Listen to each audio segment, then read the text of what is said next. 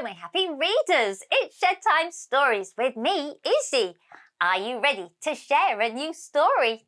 Well, I have chosen a splashing story to share. The title is Swimming, taken from the second book in the series of the wonderful tales of Pixie Bramble and his woodland friends. If you have this book at home, you can read along with me. The author, the person who has written this story, is Christine Jordan, and the illustrator, the person who has drawn all the pictures, is Stella Mirabella. Now, Bluebell and Foxglove are off to go swimming, but Bramble hasn't learnt to swim yet. I wonder what's going to happen. Shall we read and find out?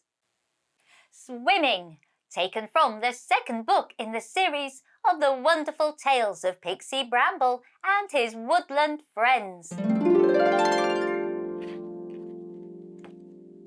Deep in the woods at night, where the moon shines her silvery light, the fairies and pixies come to play amongst the toadstools.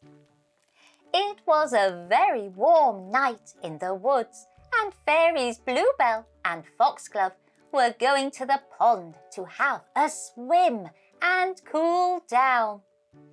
"It's not fair," said Bramble. "You know I can't swim."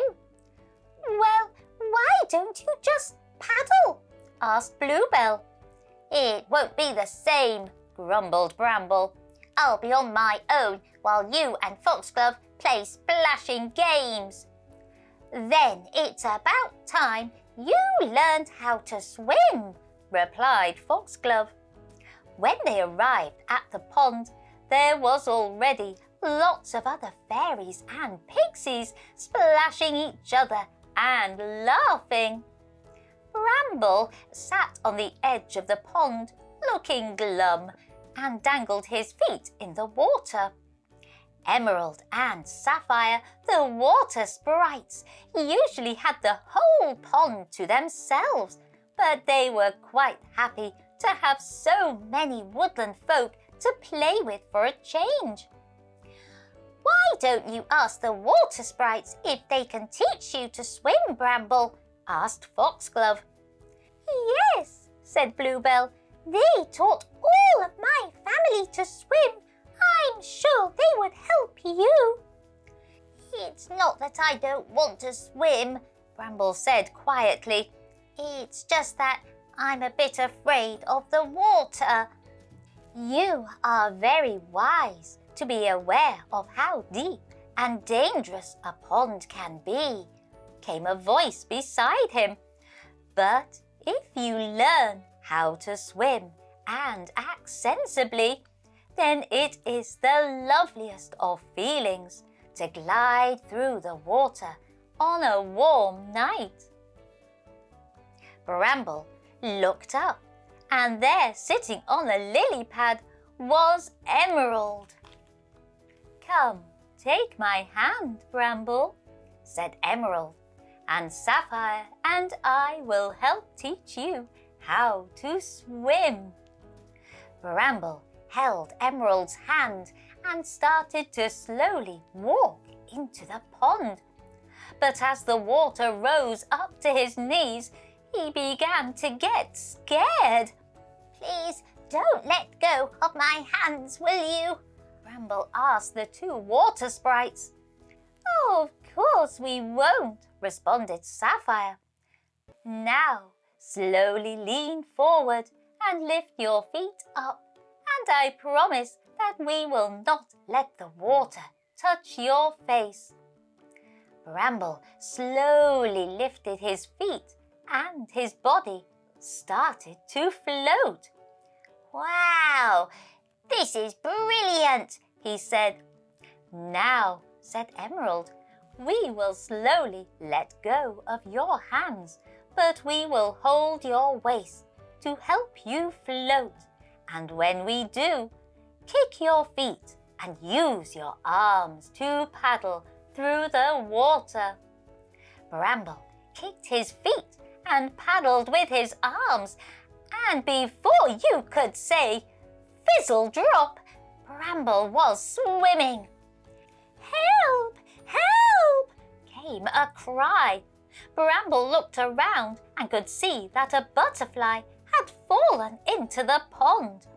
Without any hesitation, Bramble swam all on his own and helped lift the butterfly onto a lily pad, where he could rest until his wings had dried out. "Thank you so much, young Pixie," said the butterfly. Everybody in the pond clapped and cheered. "Bravo, Bramble! Well done!" Emerald swam up beside him and said, "We have never known a pixie or fairy learn how to swim so quickly. You are a born natural." Bramble blushed with pride. "Come on, all of you," he said. "We came here to have fun. So, what's keeping you?" Everybody laughed and splashed water at Bramble, and he didn't mind one little bit. If you believe in fairies. As I was lying in my bed, a fairy landed on my head.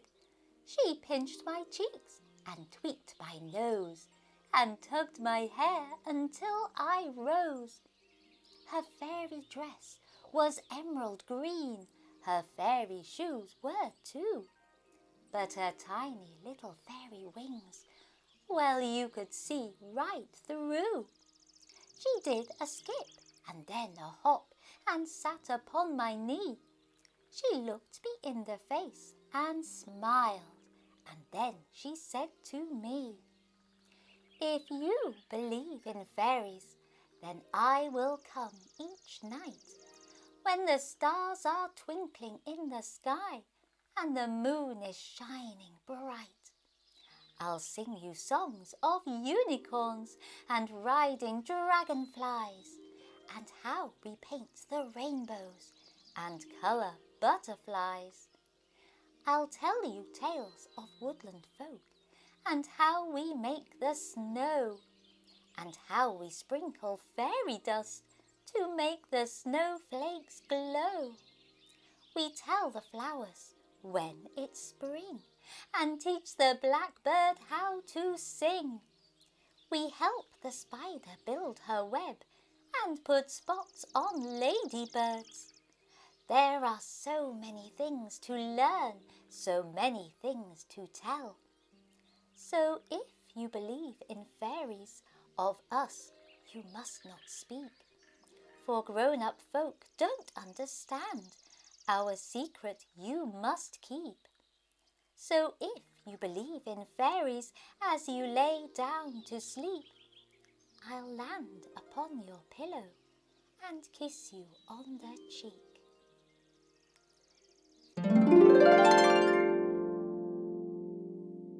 What a courageous story that was! Bramble didn't know how to swim, but with the help of Emerald and Sapphire, he was able to overcome his fears and even swim to help save the butterfly. I wonder, when you go swimming, what sort of games do you like to play? I hope you've enjoyed this Shed Time story, and if you want to, you can like, share, follow and subscribe to Shed Time Stories. Then you will be ready for the next book we can share together. Bye-bye!